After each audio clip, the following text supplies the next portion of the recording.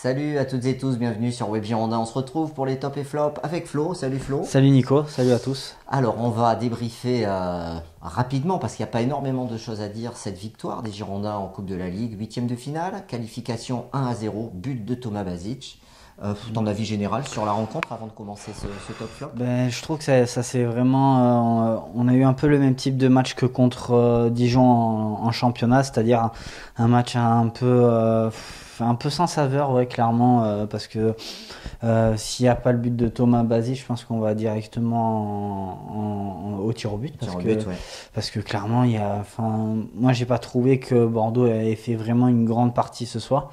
C'est un peu à l'image du match contre Copenhague, on fait l'essentiel, on gagne 1-0 et puis c'est tout. C'est ce qu'on retient souvent dans les qualifications. Alors il y avait un intérêt quand même, c'était de voir des joueurs qu'on n'avait pas l'habitude de voir jouer. Ouais. Donc je vais vous donner la compo d'équipe comme d'habitude. On a Gaëtan Poussin dans les buts qui remplaçait Costil, c'est sa première titularisation. Et en défense c'est plus classique avec Palencia, Koundé, Pablo, Sabali. Et au milieu de terrain, enfin on a Thomas Basic qui est aligné titulaire et qui va jouer toute la rencontre. Oui. Pardon, c'était une des attractions un peu de la soirée. Otavio et Plasil qui avaient le brassard. Je m'étrangle, hein. Et oui, c'est l'émotion de voir Thomas Basic aligné. Oui. J'arrive plus à avaler ma salive. Kalou, lui, il m'a fait étrangler, mais pas pour les mêmes raisons. Caramo dans l'axe et Camano. Voilà, la compo, un peu. Alors, après, on a trouvé moi, je l'ai trouvé déséquilibré, quoi. En fait, moi, j'avais des doutes, clairement, avant la partie Kalou, Caramo et Camano, parce que tu n'as pas de point de fixation et Bordeaux en a énormément besoin. Sankara n'était pas là. Briand et Cornelius sont rentrés mais tard, donc sauf Briand à l'heure de jeu. Mais oui, on voit que Caramo en position de numéro 9, c'est pas ça. C'est pas ça, et c'est vrai que sur le coaching, on était franchement, on a regardé le match et on était vraiment enchanté quand Briand est rentré à la 60e. On attendait un changement là, parce que la compo elle était complètement déséquilibré, quoi. Il n'y avait pas d'attaquant, quoi. Voilà. Et le milieu de terrain du coup coulissait pas comme il faut. Alors top flop, Gaëtan Poussin. Alors je vais donner mes top et flop et puis tu commentes, Flo, si tu as envie de commenter. Donc Gaëtan Poussin, moi je mets dans les tops. Pourquoi? Parce qu'il a fait l'arrêt qu'il fallait. Fin de match, petite mésentente avec Koundé qui pense qu'il va sortir. Et c'est Saïd, je crois, l'attaquant de Dijon, qui arrive à frapper, il fait une parade, il met le bras et il nous permet de revenir avec la qualif. Oui, clairement. Et puis bon, il a fait un arrêt quelques minutes, je pense, avant le but de Basic aussi, oui. Où il va bien décaler le ballon sur le côté, c'est ce qu'il fallait faire. Et non, franchement, il n'a pas été tant sollicité que ça, mais franchement, il a fait, pour moi, je pense, une bonne première. Et donc, je pense qu'on le reverra pour la Coupe de France et pour la Coupe de la Ligue aussi. Donc, non, c'est bien. Voilà. Franchement, super partie de la part de Poussin. Voilà, donc au top, super encourageant. Palencia, on commence par des tops. Hein, voilà. Moi, je l'ai mis dans les tops parce que ce que j'ai aimé, alors, c'est vrai que par rapport aux autres joueurs des Girondins, c'est un des rares qui avait l'intensité dans le jeu, qui avait de la niaque. Et il a été remplacé ensuite par Pounjé à la 60e parce que un peu plus de la 60e d'ailleurs. J'ai pas noté 80 ou 70e. Je crois que c'est dans le 80e, peu importe, remplacé par Pounjé en fin de deuxième mi-temps parce qu'il avait reçu un carton jaune. J'ai bien aimé son match et surtout son engagement. Oui, voilà, clairement, parce que s'il y a un joueur qui sortait un peu du lot en première mi-temps, bon, bien évidemment, il y avait Basic, mais il y avait aussi Palencia qui a fait vraiment, pour moi, encore une fois, une bonne partie où il met, comme tu dis, de l'engagement, de la détermination. Bon, après, il prend un carton jaune assez tôt et il aurait pu, à certains moments, en reprendre un deuxième, mais voilà, non, Palencia a fait une bonne partie. Ouais. Koundé, match sérieux à part cette mésentente à la fin. J'ai pas grand chose à dire sur Jules Koundé. À part la mésentente. Oui, après match sérieux, voilà. Oui, il a fait un bon match, pour moi sans plus, parce que bon voilà, l'équipe de Dijon a juste commencé à pousser quand ils étaient menés au score, donc clairement on va dire que c'était une partie tranquille, même pour Pablo. Ouais, Dijon c'est pas une équipe qui produit beaucoup de jeux, hein. C'est vrai que c'était triste, hein. Les deux équipes là, même partie pour Pablo, j'ai pas grand chose à ajouter. Oui, match correct, clairement, match correct, un de plus.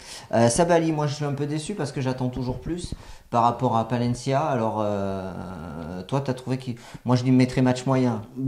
Match moyen, il a pas été non plus transcendant, mais je trouve qu'il a fait quand même un bon match. C'est lui qui est à l'initiative sur le but parce que c'est lui qui va centrer. Après, il y a le dégagement de la part de la défense dijonnaise et parce qu'il y avait Briand qui était aux avant-postes. Mais oui, pour moi, il a fait une bonne partie. Elle n'a pas été phénoménale sa partie, Pas top, mais une bon, bonne voilà. partie. Oui, oui. Ok, bon. Allez, on va passer pour moi au joueur du match. Hein, c'est Thomas Basic, buteur et vraiment un de ceux qui a le plus montré d'envie et de qualité dans cette rencontre. Moi, ce que j'ai noté, tu vas me dire si tu partages, belle qualité de passe. C'est lui qui fait la première frappe des Girondins. Il a un super pied gauche. Et puis, plus le match est passé, plus il s'est senti bien au milieu. Il a rarement été perdu, au contraire.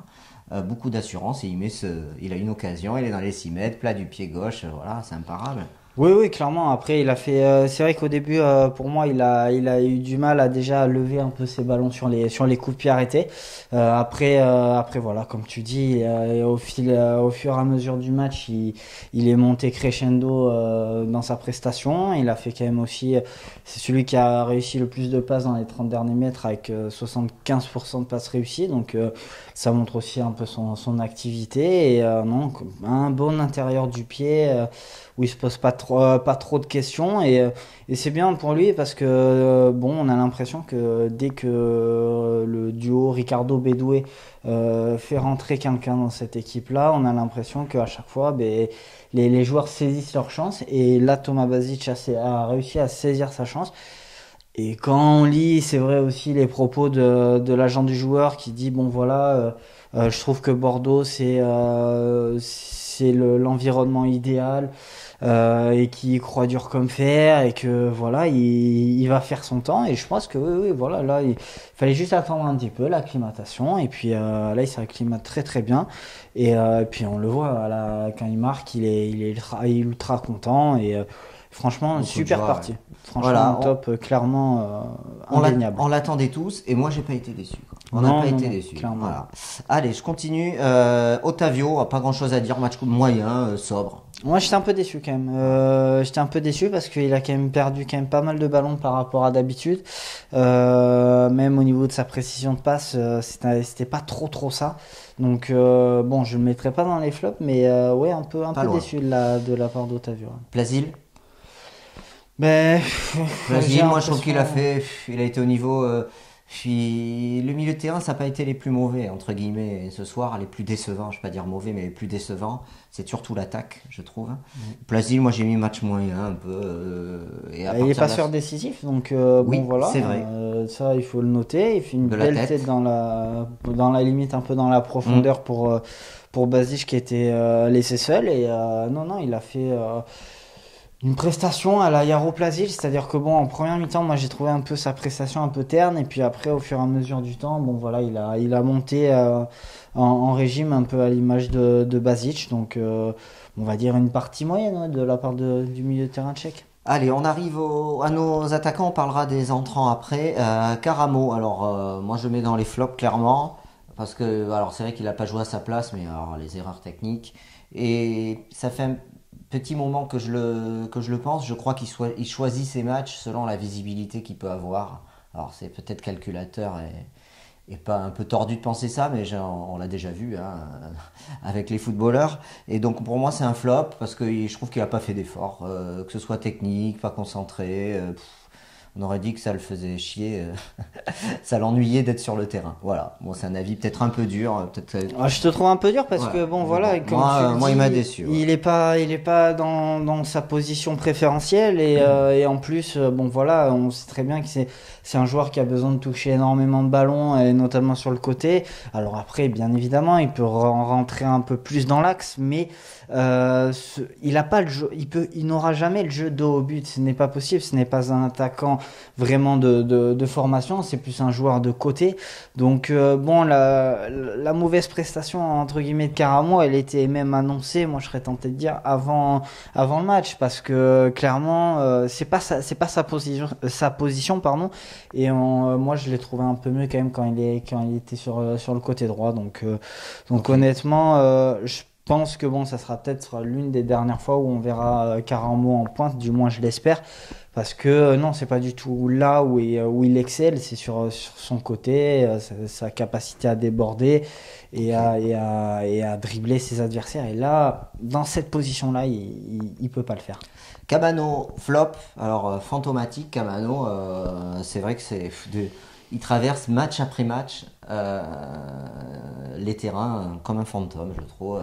Il réussit rien, ce qu'il entreprend, c'est rarement positif, voilà. Donc moi je suis très déçu et je suis assez inquiet pour lui, et pour ses prestations et pour Bordeaux. Voilà. Oui, après, bon, voilà, il a quand même joué énormément de matchs depuis le début de la saison, quand même. Si on calcule un petit peu très rapidement, il enchaîne les matchs déjà. Il est rarement sur le banc parce que, bon, voilà, il y a à la limite, il n'y a que lui qui peut jouer à gauche. Hormis Nicolas Depréville, mais il n'était pas là, il n'était pas dans le groupe ce soir, donc tu peux pas faire tourner. Et bon voilà, il a aussi ses matchs avec la sélection, donc il est déjà quasiment. C'est vrai qu'il marque le pas, quoi. Ce soir, oui, c'était pas ça. Oui, et puis il a fait quasiment, on est quasiment à mi-parcours. Il a déjà quasiment fait 30 à 35 matchs depuis le début de la saison. Donc je pense qu'aussi pour lui, ça lui fera vraiment du bien.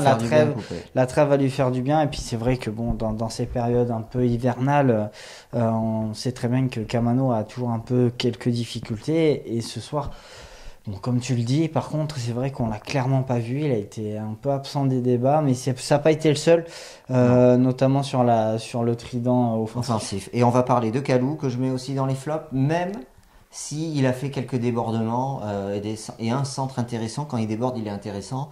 Mais moi, ce que j'aime pas dans Samuel Kalou, c'est que c'est ballon tout droit, quoi, souvent. Hein. Il oublie ses partenaires. Alors c'est vrai qu'il faut dribbler.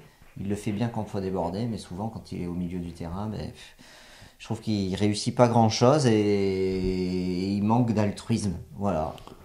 Oui, manque d'altruisme. Après, c'est vrai que bon.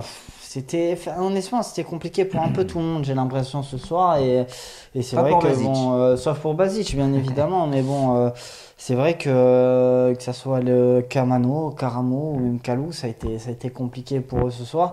Et notamment Kalou qui a tenté d'alterner entre côté droit et côté gauche, mais c'est vrai que non, il a pas été vraiment au diapason de l'équipe, et c'est peut-être là où on demande peut-être aux joueurs d'aile d'être mieux, et là ce soir il a pas été bien. Allez, les entrants, on a Briand qui rentrait dans l'axe, ça a mieux resitué le jeu des Bordelais, d'ailleurs c'est là où on s'est créé l'occasion. Après, sur sa prestation, j'ai pas grand chose à signaler, c'était moyen.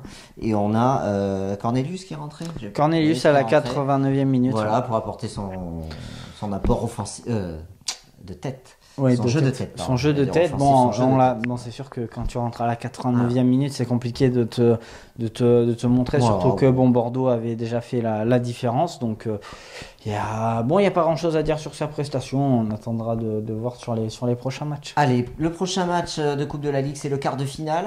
C'est le Havre, Athletic Club. Le Havre Athletic Club. qui va affronter Bordeaux. Ils jouent contre Bordeaux en Coupe de France le 6 janvier. Ils les retrouveront le 8 ou le 9 à Bordeaux aussi. Bordeaux recevra, c'est de bon augure, un bon tirage. Et puis samedi, match de samedi qui est décalé à dimanche, si vous ne le savez pas, si vous ne l'avez pas vu, à 17h face à Amiens avant de partir en vacances. Voilà. Oui, il va falloir. C'est bien parce qu'il faut gagner. Oui, voilà, il faut gagner. Il faut gagner, il faut 3 points. Pour l'instant, Bordeaux fonctionne bien finalement depuis le retour de la trêve du mois de novembre. Ils n'ont pas perdu, ils ont fait que gagner ou avoir le match nul contre Dijon notamment et contre le Paris Saint-Germain. Donc ça serait bien de terminer cette série de matchs avec une petite victoire pour un peu recoller, parce que c'est vrai qu'avec tous ces matchs reportés, malheureusement Bordeaux est en seconde partie de tableau, donc va falloir déjà gagner parce qu'on aura pas des matchs très simples au mois de février. Il y aura ce déplacement notamment sans doute à Marseille à la mi-février, donc va falloir clairement gagner ce match-là, parce que on n'est pas à l'abri avec donc ce déplacement à Marseille, un déplacement à Nantes et un déplacement au Parc, donc où personne ne gagne, donc ça va être compliqué. Voilà, merci à tous de suivre les tops et les flops. Rendez-vous sur Web Girondin pour suivre l'actualité, il y en a beaucoup en ce moment. Allez, bonne soirée, salut Flo. Salut Nico.